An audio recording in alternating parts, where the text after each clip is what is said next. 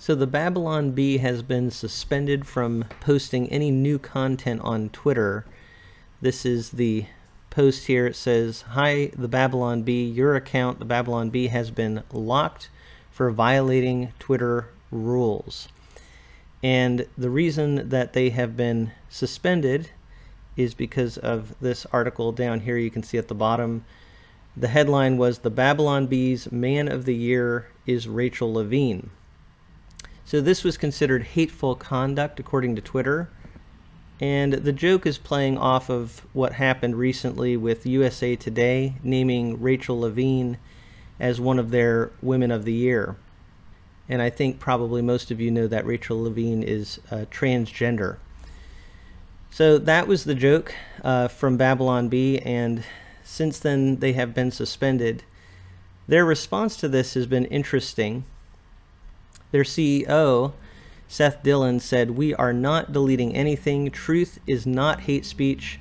If the cost of telling the truth is the loss of our Twitter account, then so be it." So it really sounds like the Babylon Bee is taking a stand here and not deleting the tweet.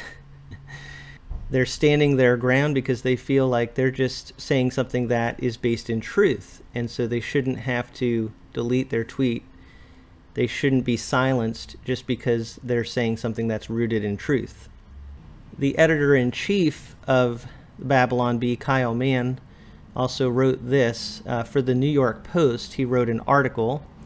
I'll leave a link to this article in the video description, but here's a quote from that article. He says, "We'll continue to spread our comedy and tell our jokes that communicate truth to a culture that hates truth on whatever platforms will allow us to, and we're grateful for those who stand alongside us in this fight."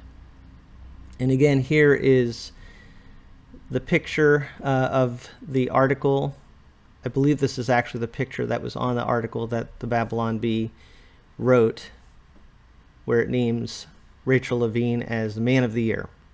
And so the title of this article that Kyle Mann wrote for the New York Post is, "We refuse to bow to Twitter's censorship of a joke." So I've been hearing about all of this. I knew that the Babylon Bee was suspended from Twitter, and then I saw this morning from CEO Seth Dillon, an update here. Twitter has denied the Babylon Bee's appeal. They wrote, "Our support team has determined that a violation did take place, and therefore we will not overturn our decision."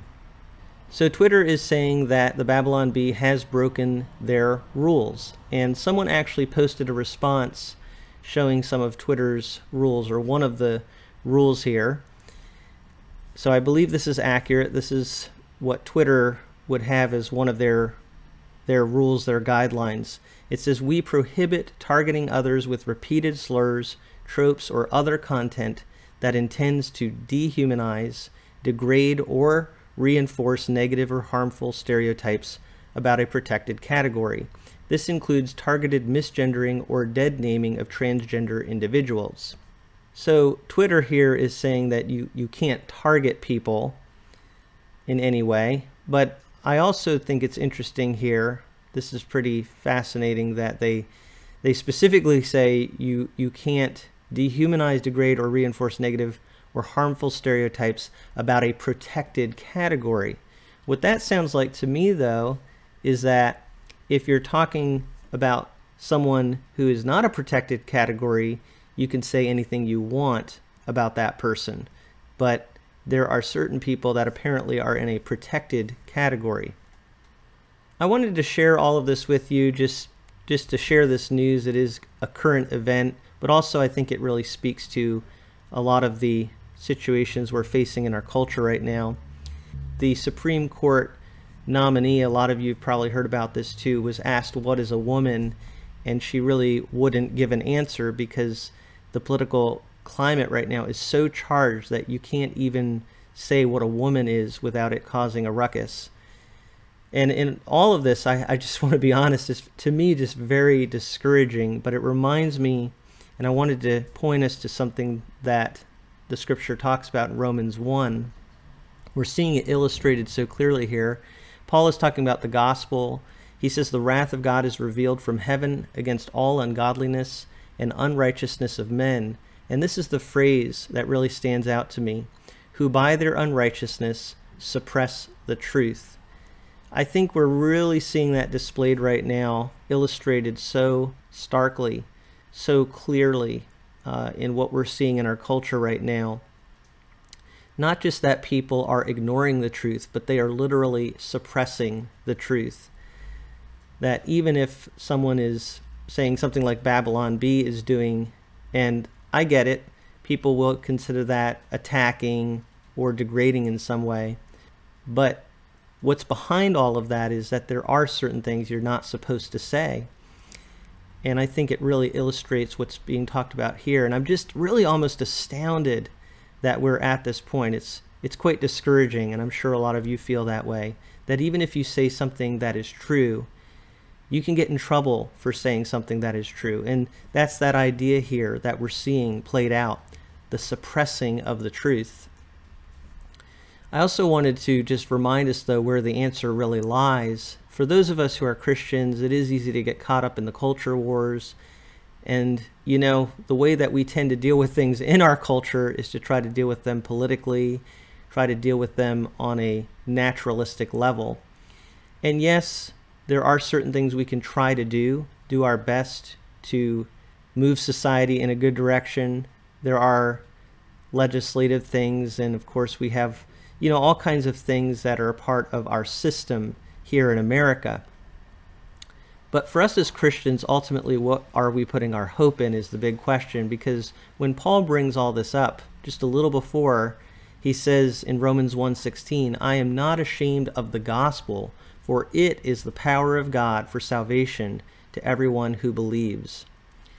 What we have to remember is that it's really the gospel that's going to bring change, the good news of Jesus Christ. As long as people are bound in their ungodliness and unrighteousness, what we're reading about here in verse 18, they're going to continue to suppress the truth, and we see that today. So the way out of that really isn't the physical effort that we give. Again, there's a place for physical effort. There's a place for doing the best that we can to have good influence. But as Christians, we've got to put our hope in the gospel, the power of God to change lives, to change hearts, to change people's whole way of thinking and the desires of their hearts, so that they no longer are people who suppress the truth. So I just wanted to share all of this. One, just to share a current event. Two, just to remind us what this current event is telling us about our culture. And three, to remind us where our hope truly lies. It really lies in the power of the gospel. And for those of us who are Christians, it just reminds me, at least, that I need to be making sure that I'm praying and that I'm seeking to point others to the truth of Jesus Christ and the power of the gospel. If you have anything that you'd like to add to this conversation, feel free to leave that in the comment section below. But thank you so much for taking some time to look at this topic with me from a Frisch perspective.